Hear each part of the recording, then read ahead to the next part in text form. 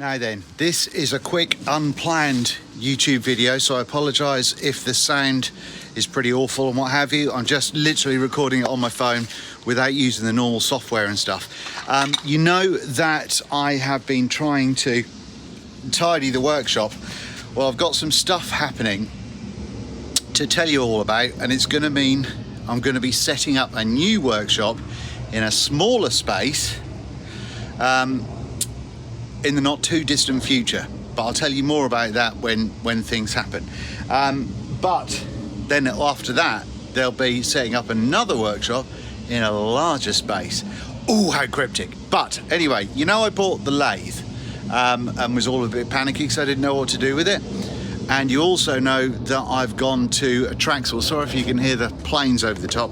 I've gone to a track saw rather than going with a table saw, right? We know this, but I've made a boo-boo. Well, I've not made a boo-boo. I've done something that I think is exciting. You see that rust on my hands?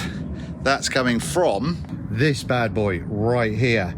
Now, this is a table saw. It's got a cast iron top. It's got the bar front mount for the fence with one of these big honking great fence jobbies. It's got a massive throat plate, which that means that you can make these really thick inserts, which is really cool. Needs serious resto work, obviously. And it's not got a switch panel, so I need to do that. The motor for it is down here, and you can see that it's hopefully you can see that it's a 1 horsepower motor. I thought it was a 3, to be honest, but it's a 1 horsepower motor. 240 volt, jobs are good in, so that needs to get sorted out. It's got the tilting side, obviously, that they have. That works, but the front raise and fall mechanism isn't there because it doesn't have the worm drive that fits in there, and I don't know how I'm going to sort that out, but I'll tell you a bit about this saw in a second. It does have a couple of side tables to attach to the sides, obviously. Don't know what that big bar's all about, so I'll worry about that another time. And around there on the back, that's where the motor hangs off. So the motor just hangs off that bad boy. So yeah, that's that. There are a couple of bits that I don't know.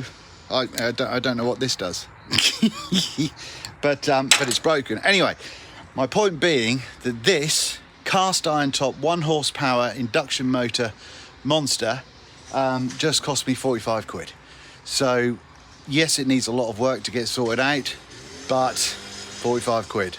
The neighbour's just decided to start cutting his lawn, so you might hear that, and I apologise if you do, but this was only a quick one. Now, this table saw, apparently, or I think from the research that I've done this morning, is made by a Thai company called Mao Shan, and they also make grizzly gear for the Americans. I think they used to make King equipment for the Canadians. And I know that this saw was also badged as a Jet at one point in time as well.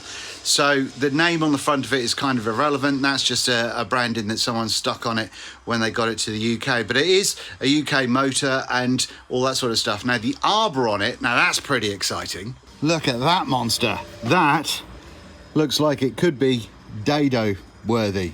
Do you know what I mean? It's a big monster, but apparently I think this is a 5/8 shaft, so I'll need to measure it and what have you. But it's going to mean different blades or adapters for the ones that I've got. It does have a riving knife, so that's in there. And like I said, the up and down business doesn't work at the moment, but the side to side does, or the tilting does.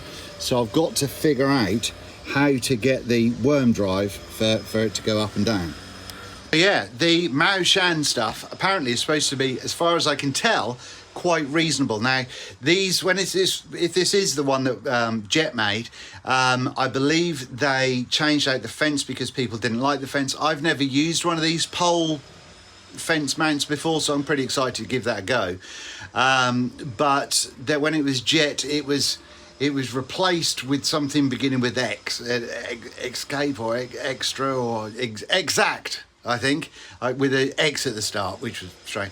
Anyway, that's a different sort of format fence, but I think that's what happened here. So I've got no idea if it's going to be any good or not.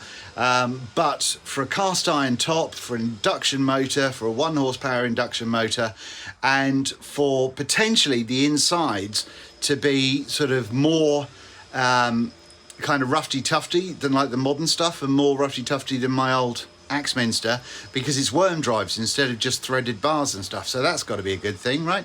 I'm hoping it's going to be a bit of a beast when it's all cleaned up. I've got no idea how long it'll take me to clean it up, and I would love it if you guys could tell me if you wanted like a one video encompassing all that I've done, or bits and bobs along the way. So please do tell me what your thoughts are on that one.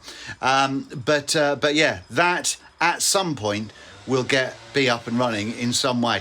If anyone has any contacts with anybody that can help me get the worm drive for the lift mechanism, please do tell me.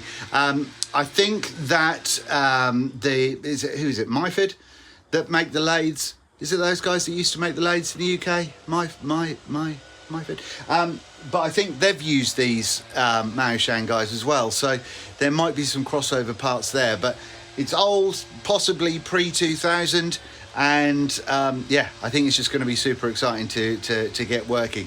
Do I need one? No, because I've got my track saw, but this just seemed too good of a deal to pass up, and I'm a sucker for a good deal. That's why I've got a honking great lathe in here.